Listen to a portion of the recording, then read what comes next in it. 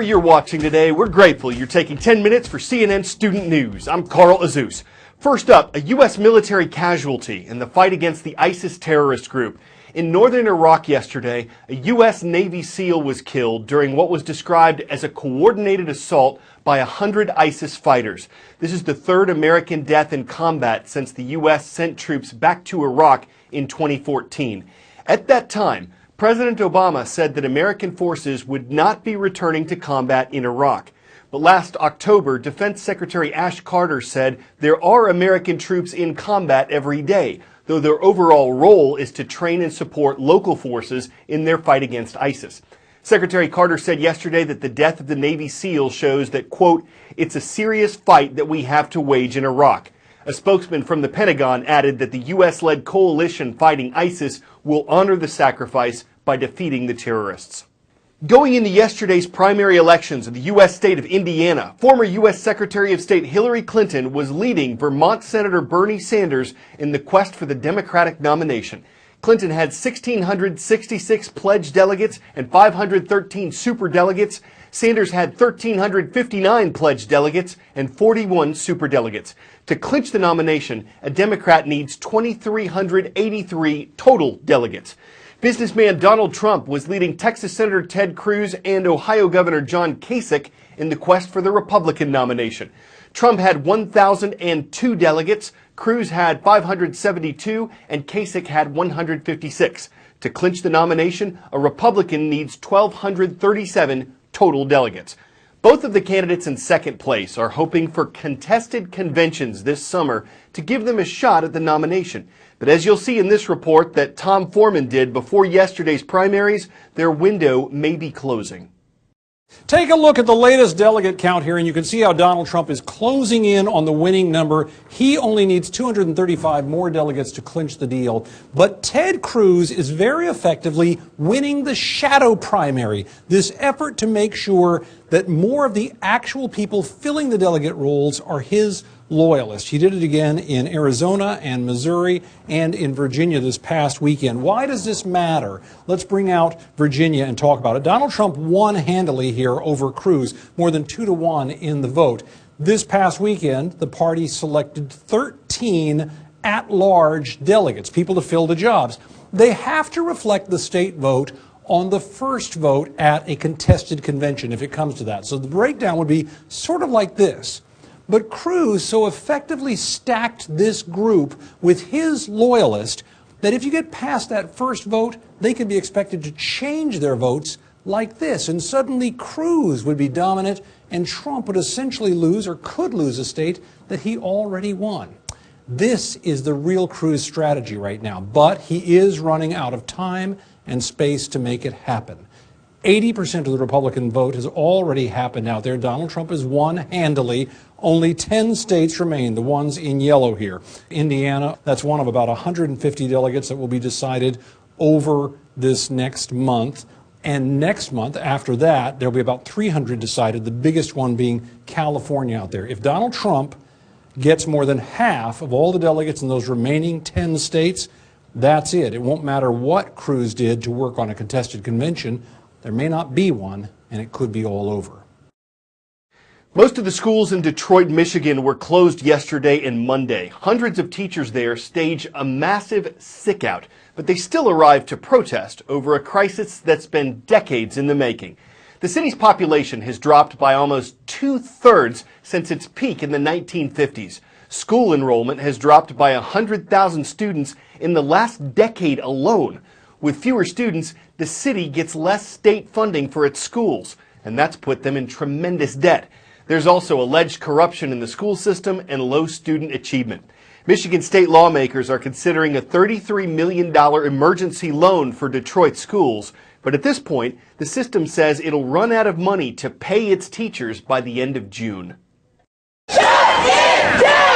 It's teachers calling in sick, but it's the school system that's really ailing. The future of Detroit is as much at stake here as the future of the school system. Detroit public school teachers protesting Monday, calling in sick en masse, forcing all but 3 schools in the district to close. The issue? Money.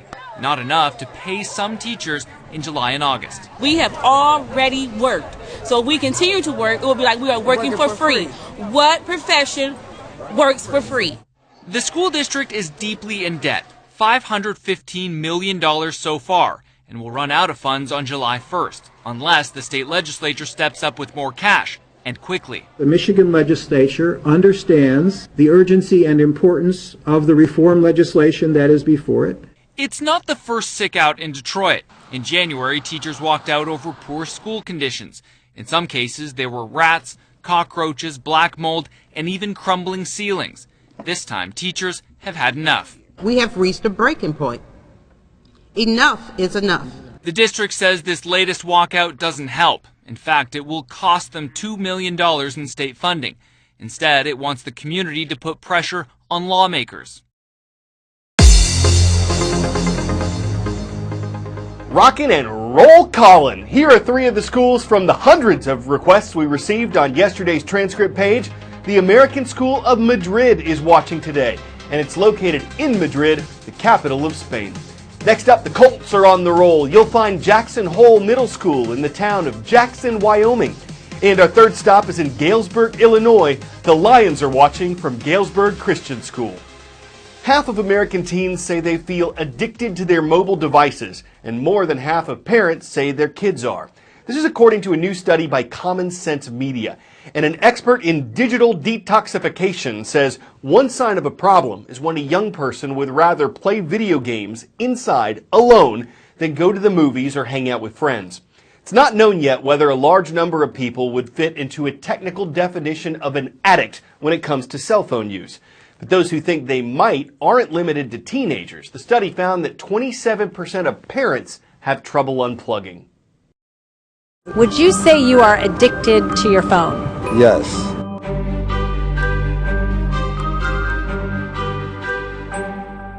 Do you ever wonder if our 24/7 connectedness is making us less connected?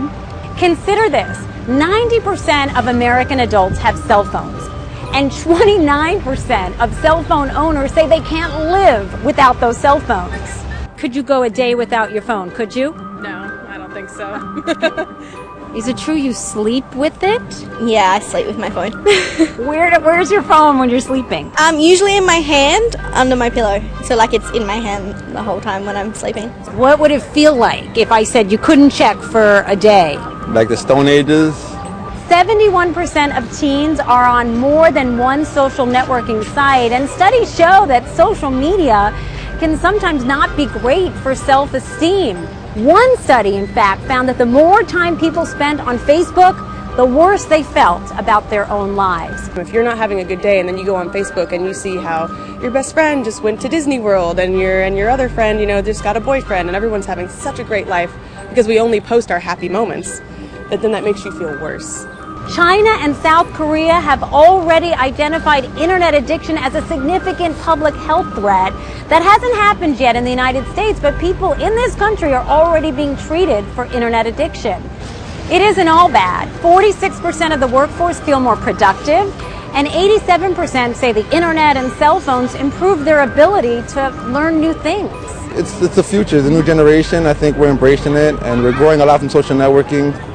It's helping us out a lot. Do you think in a way, right, we're losing out on these personal connections? I mean, look at us. We're having a conversation. This is probably the longest conversation I've had since I've been in America.